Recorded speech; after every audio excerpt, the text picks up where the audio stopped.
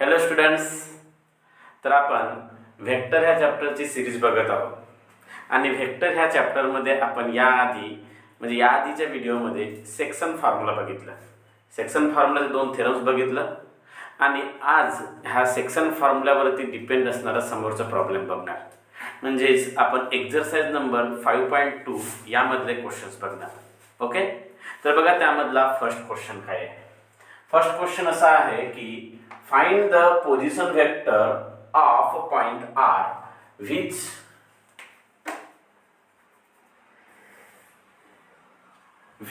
divides the line joining the points P and Q whose position vectors are 2i minus j plus 3k and minus 5i plus 2j minus 5k in the ratio 3:2 internally and externally.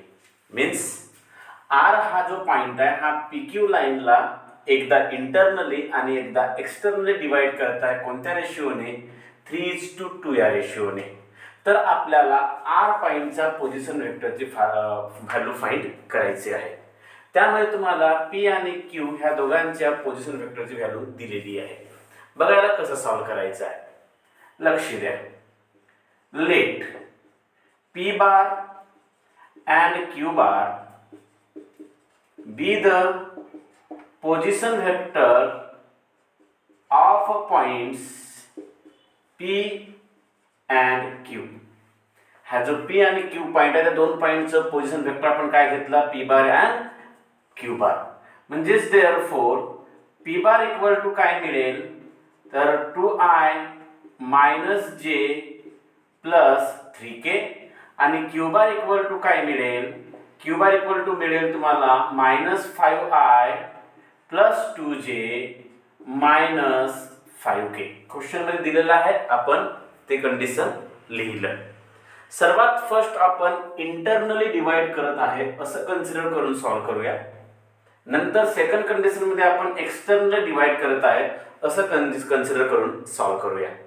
तर number 1, if capital R ज्याचा position vector मी काय समजतो? R bar, which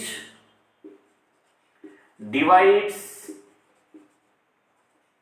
line P Q.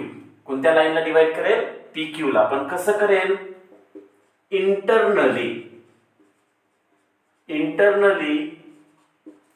In the ratio. कोणतं ratio आहे? 3:2. कोणत्या रेशिओने divide करेल? 3:2 ने.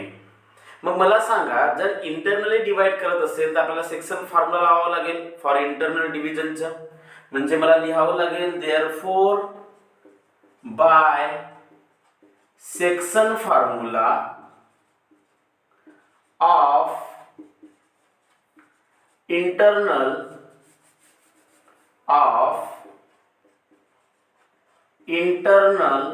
डिव्हिजन. आता मी सेक्शन फॉर्म्युला लावत आहो, डायरेक्ट लावत आहो, बरोबर लक्ष द्या. काय फॉर्म्युला लावणार?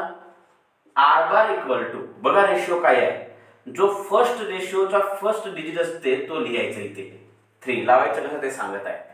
आणि याच्यासोबत दुसऱ्या पॉइंटचा पोझिशन वेक्टर लिहायचा, इंटरचेंज होऊन लागतो, बरोबर. म्हणून 3 * क्यू बार सेकंड पॉइंटचा इंटरनल डिव्हिजन असल्यामुळे प्लस येणार आणि नंतर सेकंड डिजिट म्हणजे 2 * फर्स्ट डिजिटचा म्हणजे फर्स्ट पॉइंटचा पोझिशन वेक्टर म्हणजे पीचा पोझिशन वेक्टर पी बार आणि डिवाइड मध्ये दोघांची पण काय होणार? ॲडिशन 3 + 2, बरोबर. So therefore R bar equal to 3 * q bar. Q बारची व्हॅल्यू काय दिलेली आहे रे? Minus 5i plus 2j minus 5k plus 2 p बारची व्हॅल्यू काय दिलेली आहे? 2i minus j plus 3k. 2i minus j plus 3k divide मध्ये 3 + 2 काय होणार? 5. डिवाइड मध्ये 3 + 2 काय मिळणार? 5, बरोबर. त्यानंतर लक्ष द्या इकडे, 3 ने ब्रॅकेटला मल्टिप्लाय करा.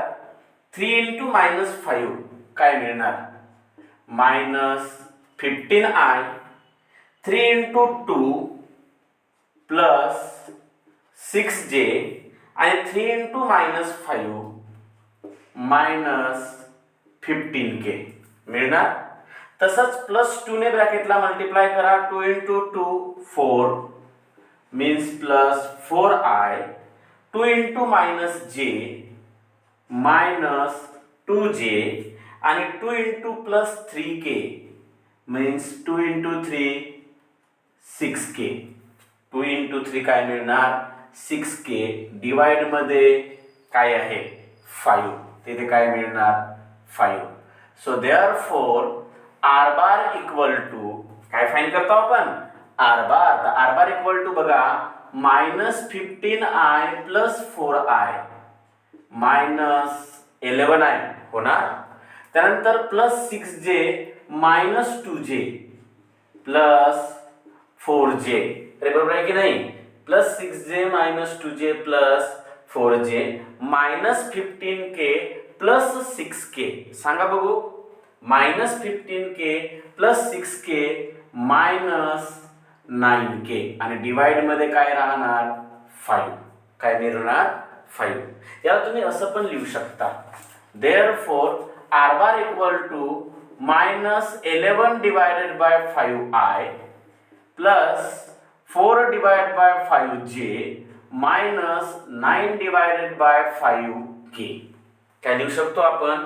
-11 by 5i plus 4 divided by 5j -9 divided by 5k.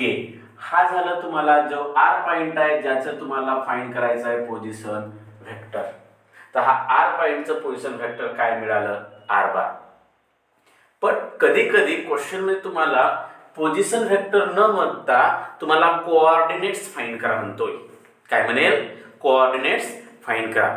ज्यावेळी तुम्हाला पोझिशन वेक्टर न म्हणता कोऑर्डिनेट्स फाइंड करा म्हटलं तर तुम्हाला ते पण फाइंड करता आलं पाहिजे. म्हणून मी तुम्हाला कोऑर्डिनेट्स पण फाइंड करून देतोय.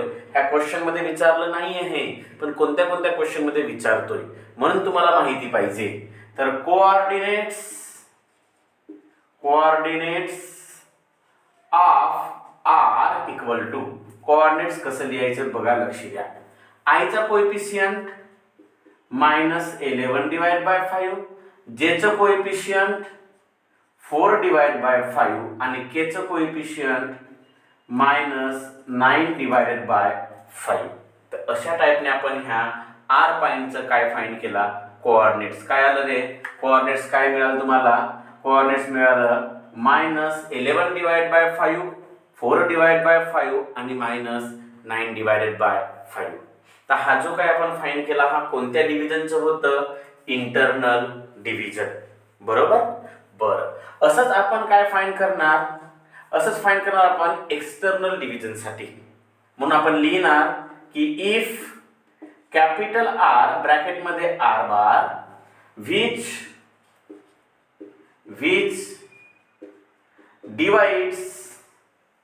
which divides line PQ, which divides line PQ. पण आता कसं डिवाइड करावं लागेल? एक्सटर्नली. इंटरनली नाही. कसं? एक्सटर्नली in the ratio कोणत्या रेशिओने? 3:2 रेशिओने. 3:2 रेशिओने. कोणत्या रेशिओने आपण डिवाइड करणार मुलांना? 3:2. मग रेशिओ 3:2 रेशिओने डिवाइड करायचं असेल तर आपल्याला काय लावावं लागणार? By section formula for external division. कोणता फॉर्म्युला लावावा लागणार आपल्याला? एक्सटर्नल डिव्हिजनचा फॉर्म्युला. मग एक्सटर्नल डिव्हिजनचा फॉर्म्युला लावायचा असेल तर R bar equal to same to same formula होतो तुम्हाला माहिती आहे. फक्त प्लसच्या ठिकाणी काय येतोय? मायनस. म्हणून इथे काय येणार रे? 3q बार मायनस काय येणार? 2p बार आणि डिवाइड मध्ये 3 - 2. डिवाइड मध्ये काय येणार? 3 - 2. समजले इथपर्यंत? याला आणखी आपल्याला समोर सॉल्व्ह करावं लागेल. तर तोपर्यंत एक काम करा, तुम्ही व्हिडिओला स्टॉप करा आणि व्हिडिओला स्टॉप करून पहिले अगोदर इथपर्यंत पोर्शन लिहून घ्या बरं.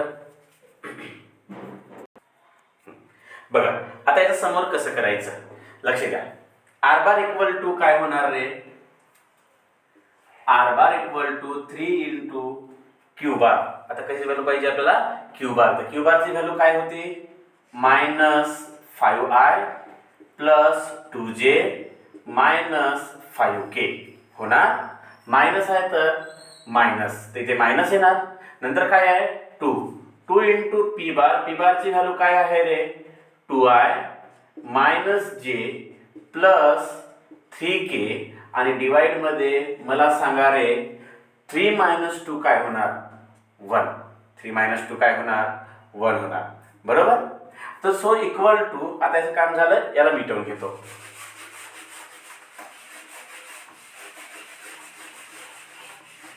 लक्ष द्या.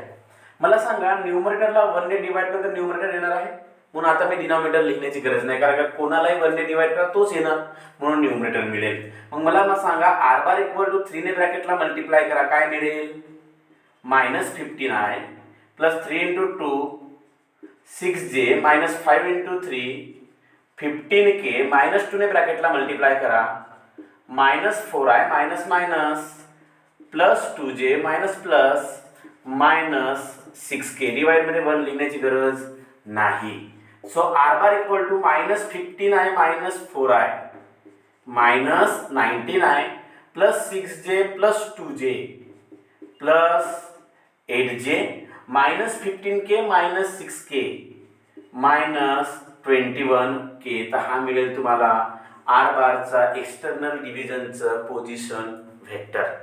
बरं, याचं कोऑर्डिनेट जर काढायचं असेल तर रे coordinates of r equal to आयचा कोएफिशियंट -19 8 -21. तर अशा टाइपने तुम्हाला काय मिळणार? कोऑर्डिनेट्स मिळणार. समजलं काय? आणि समजलं काय? ओके, चला लिहून घ्या. लिहा. सेकंड प्रॉब्लेम लिहा. काय प्रॉब्लेम आहे? Find the coordinates of a point R which divides the line joining the points capital A bracket मध्ये त्याचे कोऑर्डिनेट्स दिलेले आहेत and कॅपिटल B ब्रॅकेट मध्ये त्याचे पण कोऑर्डिनेट्स दिलेले आहेत in the ratio 1:3. Number 1 internally and number 2 externally. जो आपण फर्स्ट क्वेश्चन बघितला सेम टू सेम त्यासारखा आहे. त्या कारणामुळे हा क्वेश्चन तुम्हाला सॉल्व्ह करायचा आहे. सर्वात फर्स्ट लिहायचं let a bar and b bar be the position vector of point a and b. A बारची व्हॅल्यू लिहायची 2i minus 6j plus 8k. बी बारची व्हॅल्यू लिहायची -i plus 3j minus 4k. त्यानंतर लावायचं इफ कॅपिटल आर. तुम्हाला माहिती आहे बाकी प्रोसेस इंटरनली करायचं. फॉर्म्युला लावायचं 1 into B bar plus 3 into A bar divide by 1 plus 3. त्याला सॉल्व्ह करायचं. तुम्हाला आर चं पहिले अगोदर पोझिशन वेक्टर मिळेल आणि त्याच्यानंतर त्याचं कोऑर्डिनेट्स मिळतील. आणि असंच नंबर 2 कोण काय काढायचं? एक्सटर्नल डिव्हिजनचं. ओके, काढता येईल? ओके, तर हा क्वेश्चन तुम्हाला करायचा, हा तुमच्यासाठी होमवर्क राहील. ओके, आपण नेक्स्ट क्वेश्चन घेऊया. लिहा. नेक्स्ट क्वेश्चन लिहा. काय क्वेश्चन आहे?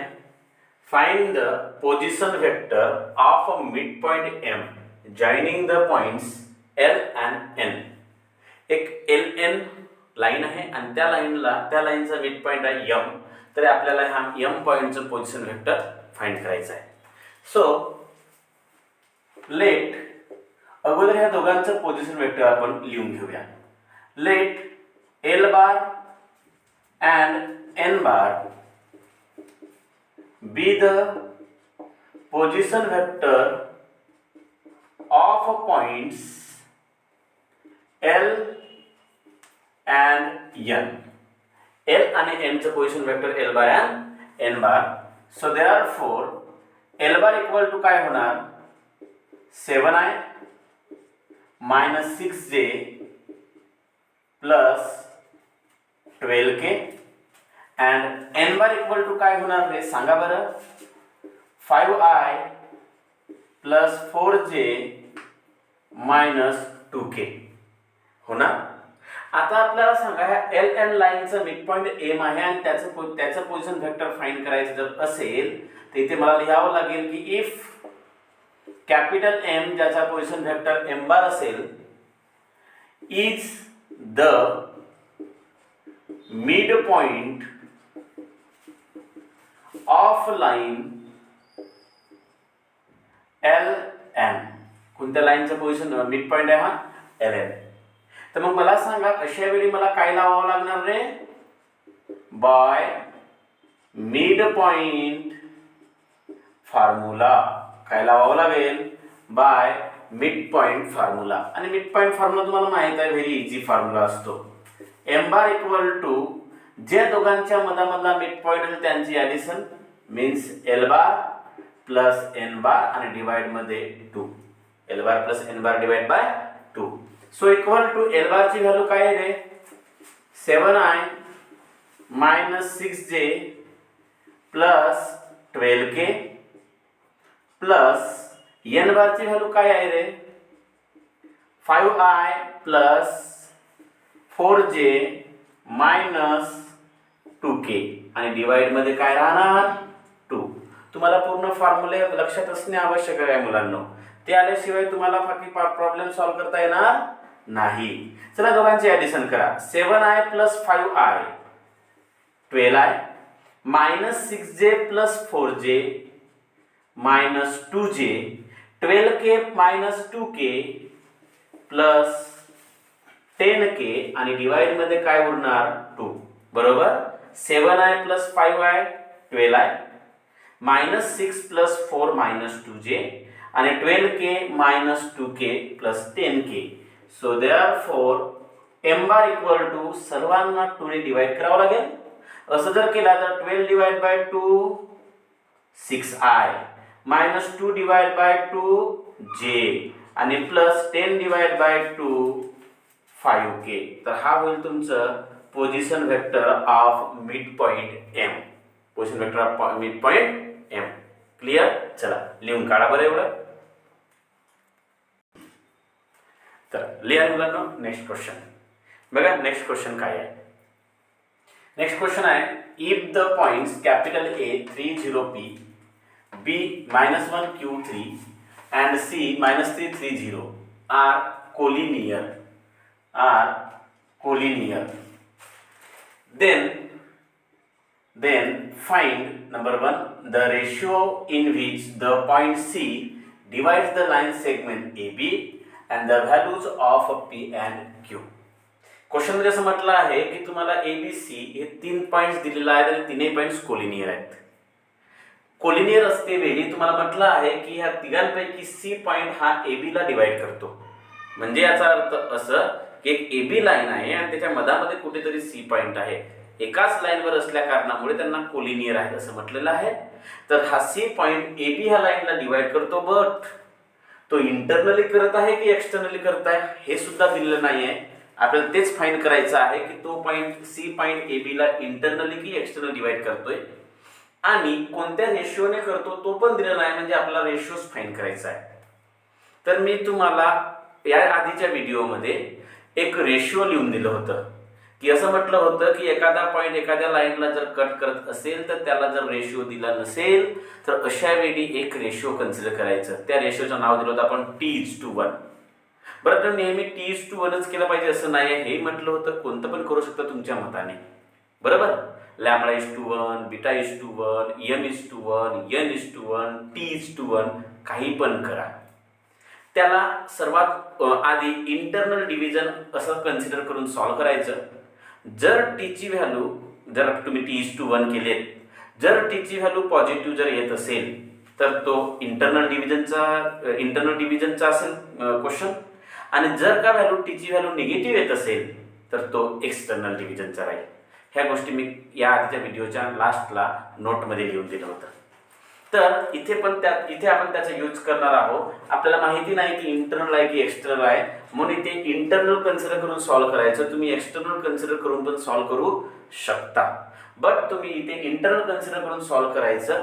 इंटरनल कन्सिडर करून सॉल्व्ह केल्याच्या नंतर जर टीची व्हॅल्यू पॉझिटिव्ह येत असेल तर पॉझिटिव्ह इंटरनल स्टेप राहणार आणि जर निगेटिव्ह येत असेल तर तो एक्सटर्नल होणार. चला बघूया काय येतो. पण आधी आपल्याला लिहावं लागेल let A B C means A bar B bar and C bar be the position vectors of points A, B and C respectively. A bar, B bar and C bar be the position vector of point A, B, C respectively. मग मला सांगा मुलांनो A bar equal to काय होणार? Fast घ्या आता 3i plus 0j plus pk. B bar equal to काय होणार सांगा बरं? -i plus qj plus 3k and C bar equal to सांगा बरं -3i plus 3j plus 0k होणार. मग क्वेश्चन मध्ये म्हटलं आहे की if A B C are collinear, A B C कसं आहे म्हटलं आहे collinear but C divides line AB, but point C divides line AB. आता कसं ते माहिती नाही म्हणून इन द रेशिओ डायरेक्ट लिहितो. In the ratio. आता रेशिओ पण दिलं नसेल तर तुम्हाला आताच सांगितलं रेशिओ आपल्याला कन्सिडर करावं लागेल म्हणून मी इथे कन्सिडर करतो रेशिओ T:1. काय रेशो कन्सिडर करतोय T:1 बरोबर. बरं आता T:1 रेशिओ जर कन्सिडर जर केलं तर इथे लावणार आपण बाय सेक्शन फॉर्म्युला. काय लावणार मुलांनो? Bye section formula. आता सेक्शन फॉर्म्युला जर लावायचं असेल तर कोणतं लावायचं तर ते पण सांगितलं आताच इंटरनल डिव्हिजनचं लावायचं म्हणून. मग आपल्याला मला सांगा C point C point divide करतोय ए बी ला म्हणजेच therefore C bar equal to येणार आणि सी बार इक्वल टू आल्यानंतर तुम्हाला माहिती आहे की पहिला रेशिओ टी इंटू सेकंड पॉइंटचा position vector b bar plus दुसरा रेशिओ 1 इंटू फर्स्ट पॉइंटचा पोझिशन वेक्टर ए बार आणि डिवाइड मध्ये काय होणार रे T+1. क्लियर? काय होणार T+1. तर मला सांगा सी बार बी बार ए बार सर्वांची व्हॅल्यू अवेलेबलच आहे. अवेलेबल आहे तर पुट करायचं. काय करणार सी बार ची व्हॅल्यू काय दिलेली आहे -3i plus 3j plus okay 0k. काय होणार 0k. त्यानंतर t into B bar. B बार ची value -i plus qj plus 3k plus आहे तर प्लस मला सांगा रे 1 इंटू ए बार काय होणार ए बारच होणार. ए बार होणार तर मग फक्त ए बार लिहायचं. काय लिहितो इथे मी 3i प्लस 0j आणि प्लस pk प्लस काय होणार pk बरोबर. आणि याच्या डिवाइड मध्ये येणार T+1. T+1 आहे तर T+1. इथपर्यंत क्लिअर झालं? अरे क्लिअर झालं? Very good. त्यानंतर समोर आपण सॉल्व करूया. समोर काय येणार बघा व्हेरी सिंपल आहे. समोर काय करायचं डिनॉमिनेटरची ही जी टर्म आहे त्याला इकडे घेऊन या. ही जर टर्म इकडे जर येईल त्याच्या मल्टिप्लाय मध्ये जाणार. मग ही जर टर्म इकडे आल्यानंतर त्याच्या मल्टिप्लाय मध्ये जाणार तर काय बनणार तर बघा T+1 इंटू -3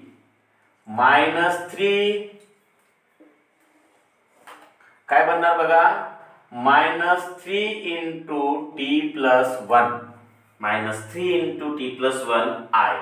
तर इथे काय येणार i प्लस आहे तर प्लस 3 इंटू T+1 तर इथे येणार 3 इंटू T+1 j येणार आणि प्लस आहे तर आणखी इथे काय देणार प्लस 0 इंटू T+1 0 तर 0 इंटू k हा काय होणार 0k. आता इथे येणार नाही म्हणून मी इथे खाली लिहितो बरोबर लक्ष द्या. इक्वल टू हा इकडे आलेला आहे, त्यामुळे आता याला लिहिण्याची गरज नाही. आता डायरेक्ट याला सॉल्व्ह करायचं. डायरेक्ट सॉल्व्ह कसं करतो ते पण लक्ष द्या.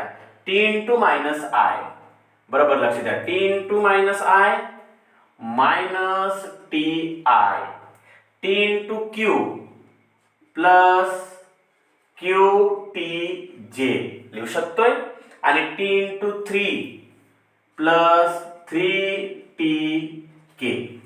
अरे समजलं? Plus 3i 0j plus P के, तर प्लस 3i प्लस 0j आणि प्लस पी के काय मिळणार? प्लस पी के, बरोबर. सो देअरफॉर बरोबर लक्ष द्या, -3 इंटू टी प्लस 1 आय होऊ शकतोय. त्यानंतर प्लस आहे तर प्लस 3 इंटू टी प्लस 1 हा असंच ठेवा, टी प्लस 1 जे आणि प्लस 0k इक्वल टू, इथे बघा बरं रे, आयचा कोएफिशियंट दोघांमधून आय कॉमन निघेल. इथे काय राहणार? मायनस टी राहणार आणि हा प्लस 3i, बरोबर. प्लस आहे तर प्लस जेचं कोएफिशियंट क्यू टी प्लस जेचं कोएफिशियंट 0च आहे, मग 0च असल्या कारणामुळे q t plus 0 q t आणि कोण आहे? जे.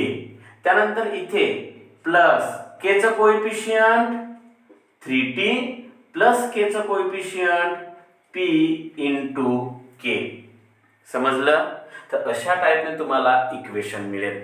आता काय करायचं, आयचा कोएफिशियंट लेफ्ट हँड साइडचा आणि आयचा कोएफिशियंट राईट हँड साइडचा, जेचं कोएफिशियंट केचं आणि केचं कोएफिशियंटला कंपेअर करणार. कंपेअर जर कराल तर लिहिणार मी therefore compare coefficient of i j k on both side. दोन्ही साइडचा आय जे के चं कोएफिशियंट काय करणार आपण? कंपेअर. तर आयचा कोएफिशियंट काय आहे? -3t प्लस 1 इक्वल टू आयचा कोएफिशियंट काय आहे? -t plus 3. इक्वेशन नंबर 1 द्या. त्यानंतर जेचं कोएफिशियंट सांगा मुलांनो, 3 into t plus 1 equal to जेचं coefficient q t, equation number 2 देऊ. केचं कोएफिशियंट 0 इक्वल टू केचं coefficient 3t plus p, equation number 3 देऊ.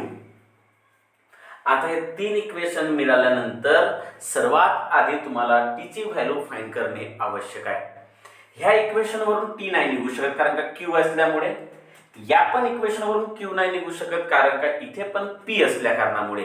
म्हणून आपल्याला फक्त इक्वेशन नंबर 1च यूज करावं लागेल. म्हणून मी इथे यूज करतोय from equation number 1. Equation number 1 जर यूज केलो तर काय आहे बघा, इक्वेशन नंबर 1 मध्ये -3 into bracket equal to -t plus 3, तर -3 ने ब्रॅकेटला मल्टिप्लाय करा.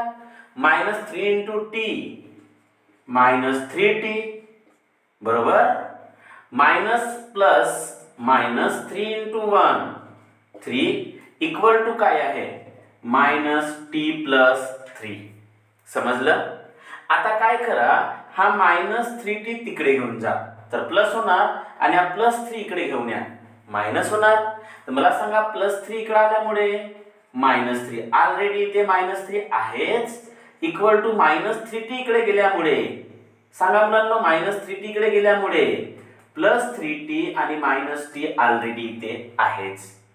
मग मला सांगा 3t - t 2t 3t - t 2t equal to -3 - 3 -6 होणार.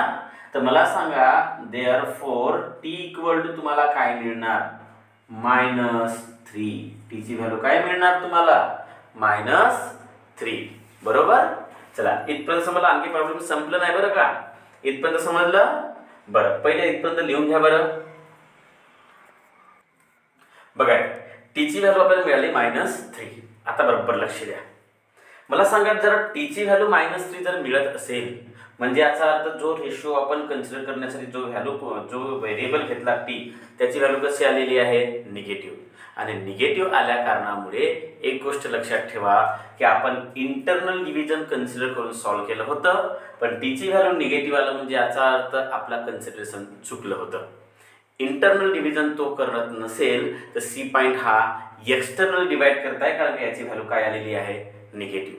म्हणून मला इथे लिहावं लागेल की therefore C divides line segment A B. कसं लिहिणार टीची व्हॅल्यू मायनस आल्यामुळे एक्सटर्नली.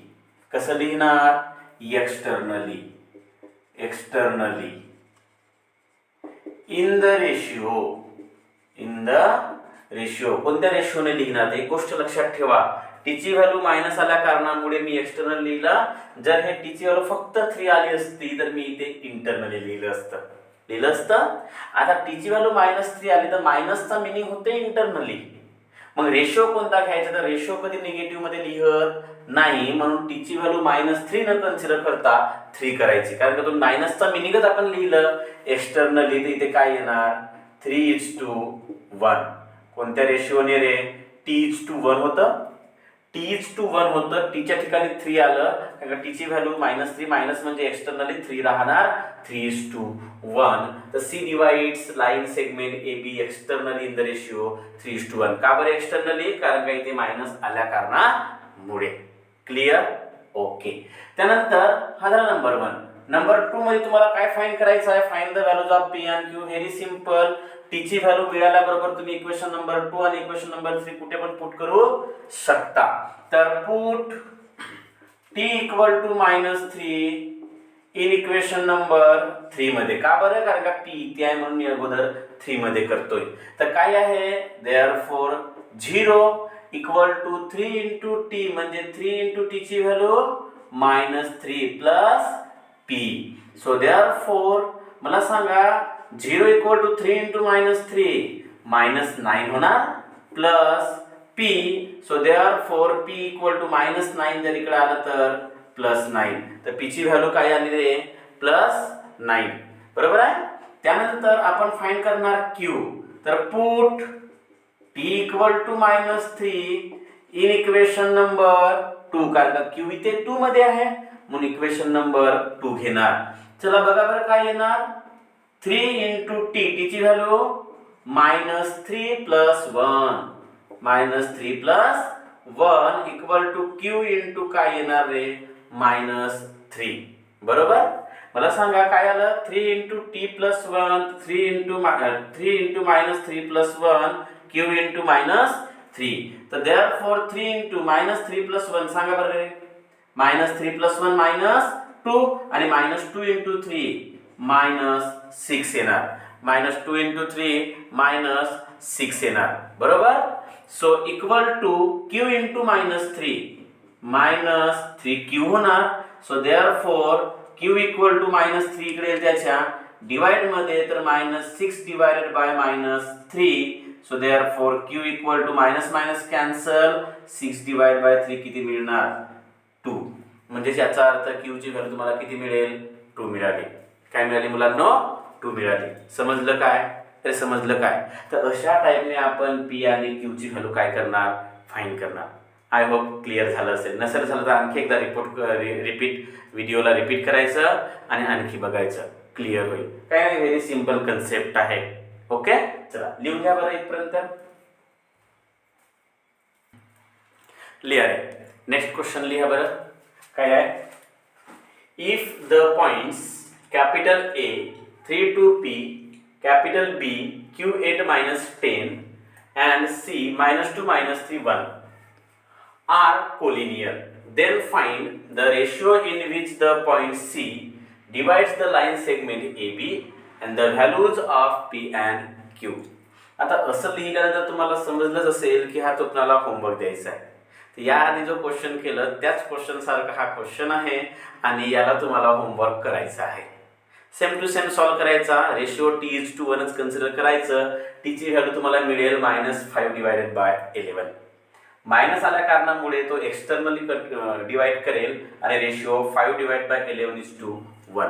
बरं, 5/11:1 असेल त्याला तुम्ही असं पण लिहू शकता. हा 11 जर इकडे घेऊन गेलं तर 11 याच्या मल्टिप्लाय मध्ये जाणार. याला तुम्ही असं पण लिहू शकता 5:11 म्हणजेच 11. तर असंच लिहा याला 5:11 म्हणजे 11 इकडे गेल्यामुळे याच्या मल्टिप्लाय मध्ये गेलं 5:11. त्यानंतर तुम्हाला पी आणि क्यू ची व्हॅल्यू फाइंड करायची आहे. तर पी ची व्हॅल्यू -4 येणार आणि क्यू ची व्हॅल्यू 9 येणार. ओके, सेम टू सेम तुम्हाला सॉल्व्ह करायचं आहे. क्लिअर? ओके, तर आय होप आजच्या सेशन मधलं पूर्ण क्वेश्चन्स तुम्हाला समजले असतीलच कारण व्हेरी सिम्पल कन्सेप्ट होतं. आता उद्याला आपण याच्या समोरचं क्वेश्चन, उद्या मीन्स नेक्स्ट व्हिडिओमध्ये आपण याचं समोरचं क्वेश्चन घेऊया. ओके, ठीक आहे. तर आजच्या व्हिडिओमध्ये आपण इथेच थांबूया. तिथपर्यंत टेक केअर, बाय.